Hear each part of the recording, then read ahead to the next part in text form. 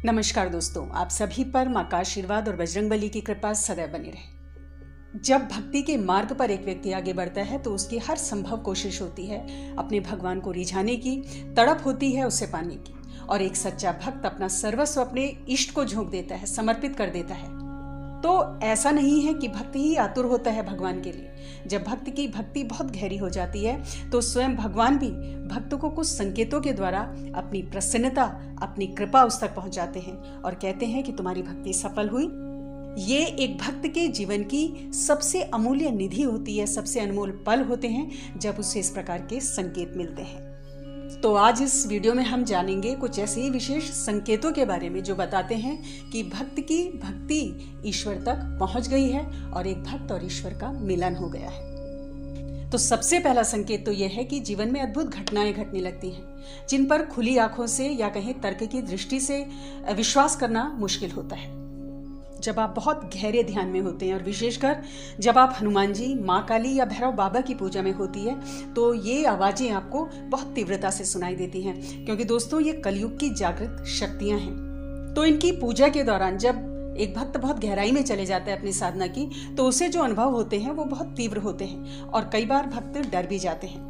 जैसे कई बार आपको लगेगा कि कोई दरवाजा खटखटा रहा है और लगातार दरवाजे के खटखटाने की आवाज़ आपको जब आएगी और इतनी स्पष्ट आपको आवाज़ सुनाई देगी कि आप आंखें खोलकर देखने के लिए मजबूर हो जाएंगे कि क्या वाकई ऐसा है, क्या वाकई कोई दरवाजा खटखटा रहा है। किसी की सांसों की तीव्र आवाज़ें, भारी आवाज़ें सांसों की आपको कानों में सुनाई दे सकती हैं। ऐसा आपको लग सकता है कि किसी ने आपको स्पर्श किया है, कोई आपके पास खड़ा है या आपके पास बैठा हुआ है या किसी के चलने की आहट आपको ध्यान में महसूस हो सकती है। तो ये जो अनुभव होते हैं ये इतने स्पष्ट होते हैं कि संदेह की कोई गुंजाइश ही नहीं होती और ये स्पष्ट संकेत है कि भगवान की कृपा, आपके इष्ट की कृपा आप पर बरस रही है। और ऐसी ही एक बहुत ही अद्भुत घटना के बारे में आपको बताना चाहूंगी दोस्तों, जो हमारे एक साधक भाई के संग हुई है, जो माँ काली के परम भक्त हैं और कई सालों से माँ की सेवा में है। जब वो माँ को भोग लगाते हैं तो कई बार ऐसा हुआ है कि जब भी उन्होंने माँ को कोई भोग लगाया और थोड़ी देर बाद जब वो थाली लेने गए हैं भोग की, तो उन्होंने देखा है कि थाली में बिल्कुल भी प्रसाद नहीं है। जो भी भोजन उन्होंने माँ को अर्पित किया वो पूरा का पूरा भोजन उस थाली से गायब है। और जहाँ वो रहते हैं वो स्वयं अकेले ही रहते हैं, एक कमरा है और ये भी संभव नहीं कि उनका भोजन कोई और खा गया हो। यानी कि माँ काली स्वयं वो भोजन ग्रहण करती हैं, वो भक्त के भावों को ग्रहण करती हैं और अपने भक्त को कृतार्थ करती है। इसके अलावा भी भक्तों के बहुत ही रोमांचित करने वाले अनुभव हैं। कई बार साधक डर जाते हैं इन अनुभवों को देखकर, उन्हें लगता है कि कोई नेगेटिव एनर्जी है, लेकिन नेगेटिव एनर्जी के जो संकेत होते हैं वो भिन्न होते हैं, जिन्हें समझना जरूरी है। कोई भी बुरी शक्ति यदि आपके आसपास है तो वो आपका अहित करेगी और आपके जीवन में बहुत सारी बुरी घटनाएं होनी शुरू हो जाएंगी। लेकिन जो दैवीय ऊर्जा है वो इन संकेतों को देती है, लेकिन साथ ही साथ आपके जीवन में भी मंगल शुरू होता है, शुभ समय शुरू हो जाता है। इसके अलावा ध्यान में या चलते फिरते सुगंध का अनुभव होना, मानो कोई तीव्र सुगंध आपके आसपास, एक झोंका आपको महसूस होता है। ध्यान में या स्वप्न में तेज प्रकाश का दिखना, देव दर्शन होना, भगवान के चिन्ह आदि दिखाई देना, ये सब ईश्वर कृपा के संकेत होते हैं। दूसरा संकेत जो ईश्वर अपनी कृपा का देते हैं वो दीपक के माध्यम से अवश्य देते हैं। दोस्तों, पूजा में जो भी दीपक हम प्रज्वलित करते हैं वो ईश्वर का साक्षी होता है। वेदों में भी अग्नि को परमेश्वर के रूप में माना गया है, अग्नि को भगवान का मुख माना गया है।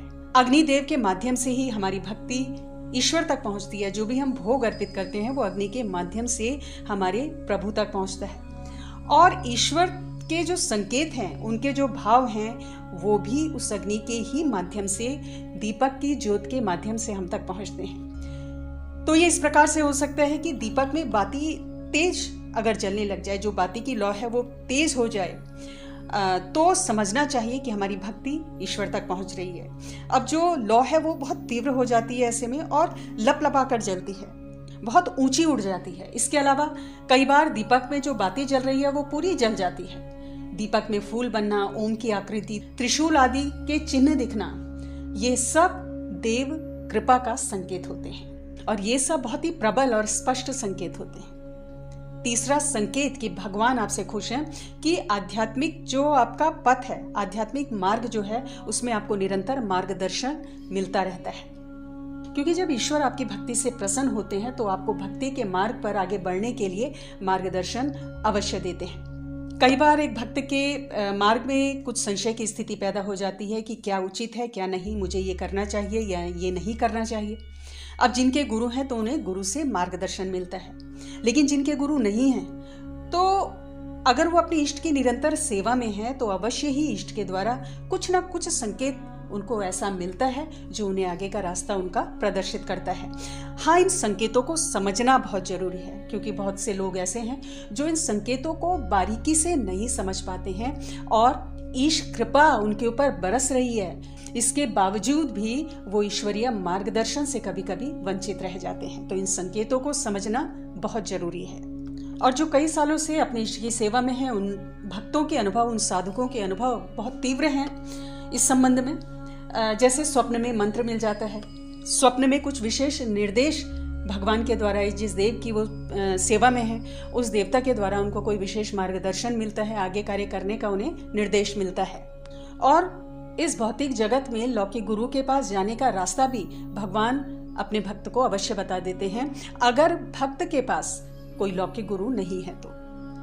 स्वप्न में या बहुत ध्यान में आपको किसी विशेष देवी या देवता की आकृति दिखना, उनके दर्शन होना, स्वप्न में देखना कि आप किसी मंदिर में हैं या किसी भगवान की, देवी देवता की पूजा कर रहे हैं, तो ये सब क्या संकेत हैं? ये संकेत ईश्वर के ही हैं जो आपको बता रहे हैं कि आपको भक्ति के मार्ग पर आगे बढ़ते जाना है और बहुत गहराई से आपको पूजा करनी है। और जो लोग अभी तक पूजा के क्षेत्र में नहीं हैं, भक्ति के मार्ग में आगे नहीं बढ़े हैं, तो उन्हें अवश्य इस मार्ग पर आना चाहिए। ऐसे संकेत स्वप्न के माध्यम से या ध्यान में आपको ईश्वर से अवश्य मिलते हैं।